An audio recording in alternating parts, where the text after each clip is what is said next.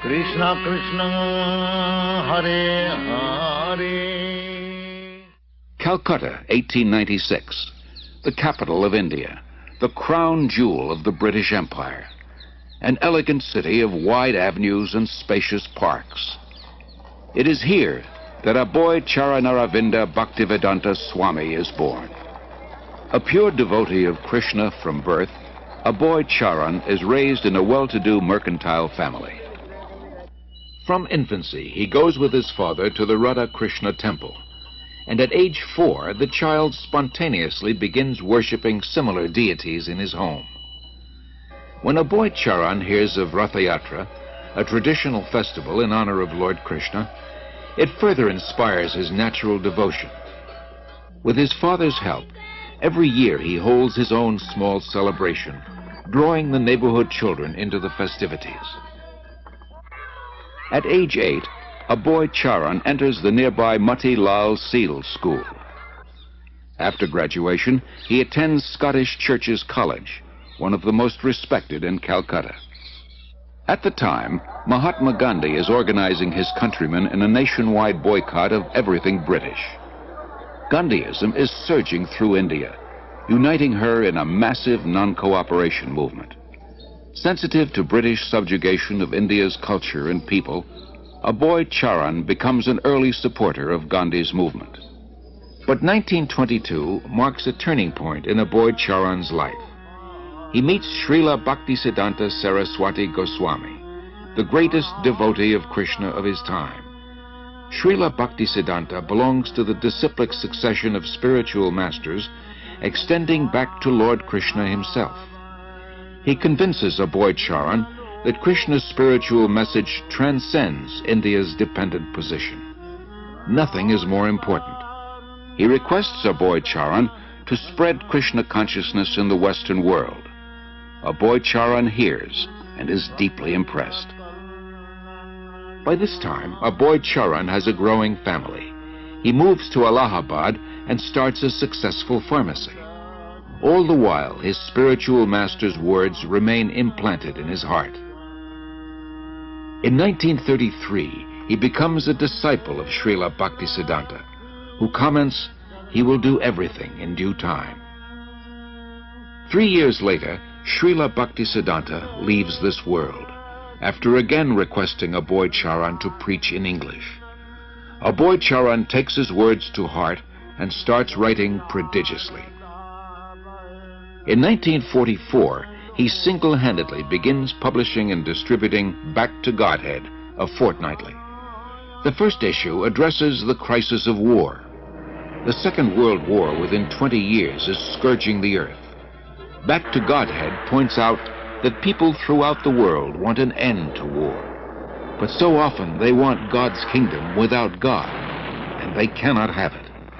All our plans will be doomed to failure by our own selfishness unless we turn to God.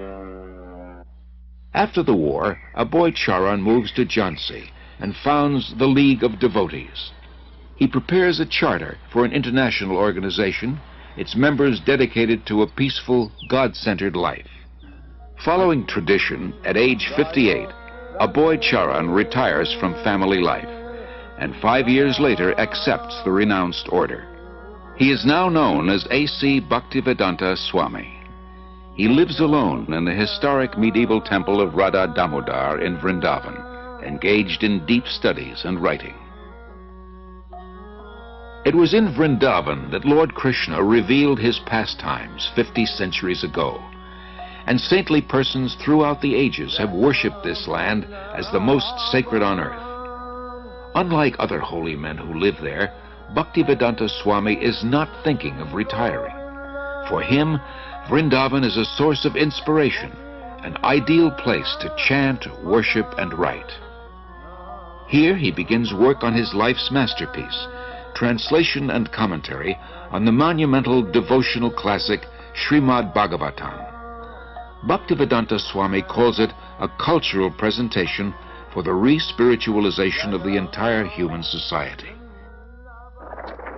but often he leaves Vrindavan to print his magazine and books in nearby Delhi. Traveling takes time and tolerance, but Bhaktivedanta Swami accepts it as part of his spiritual mission to broadcast devotional service to Lord Krishna. In Delhi, Bhaktivedanta Swami personally distributes copies of Back to Godhead, and with small donations struggles to maintain the publication. By 1964, Bhaktivedanta Swami completes 3 volumes of Srimad Bhagavatam. Prime Minister Lal Bahadur Shastri lauds his accomplishment and recommends his books for placement in India's public libraries. Sumati Morarji, chairman of the Scindia Steamship Company, gives contributions for printing Bhaktivedanta Swami's books and arranges for his passage to America. Bhaktivedanta Swami, a lone mendicant, 70 years old, traveling halfway across the world. His only resources, the message he carries and his unflinching faith. The voyage on the Jaladuta proves a great trial. Bhaktivedanta Swami endures seasickness and then suffers severe chest pains. In 2 days he has 2 heart attacks. If another comes, he thinks he will surely not survive. But gradually he recovers. He writes, "I feel today better, but I am feeling separation from Vrindavan. I have no qualification, but I have taken up the risk just to carry out the order of my spiritual master." September 17th, 1965. The Jaladuta arrives in Boston Harbor. On board, Bhaktivedanta Swami writes, "My dear Lord Krishna, you are so kind upon this useless soul, but I do not know why you have brought me here. Most of the population here is absorbed in material life. How will I make them understand your message? I can simply repeat your words, and if you like, you can make my power of speaking suitable for their understanding. I have no devotion, nor do I have any knowledge, but I have strong faith in the holy name of Krishna. I have been designated as Bhaktivedanta, devotion with knowledge, and now, if you like, you can fulfill the real purport of Bhaktivedanta." Signed, the most unfortunate, insignificant beggar, A.C. Bhaktivedanta Swami. Bhaktivedanta Swami arrived in America during a decade of discontent. There's widespread dissatisfaction with America's war in Vietnam and with what some consider her racist, exploitative dealings at home and abroad. Disillusioned by the establishment, the youth create a counterculture of their own. Around the time Bhaktivedanta Swami came, waves of Americans are breaking away from the status quo, searching for an alternative.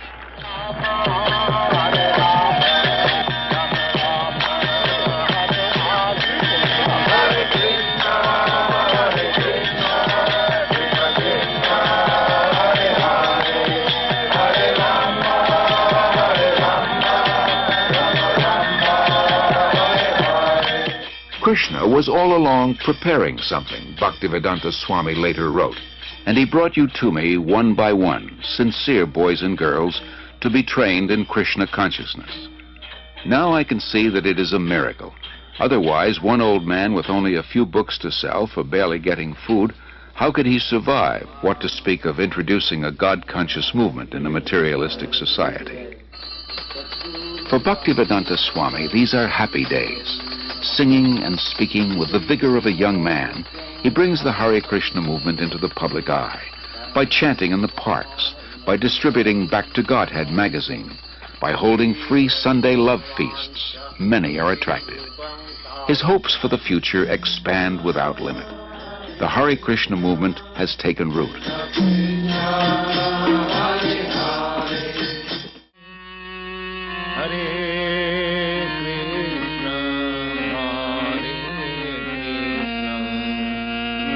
Krishna Krishna Hare Hare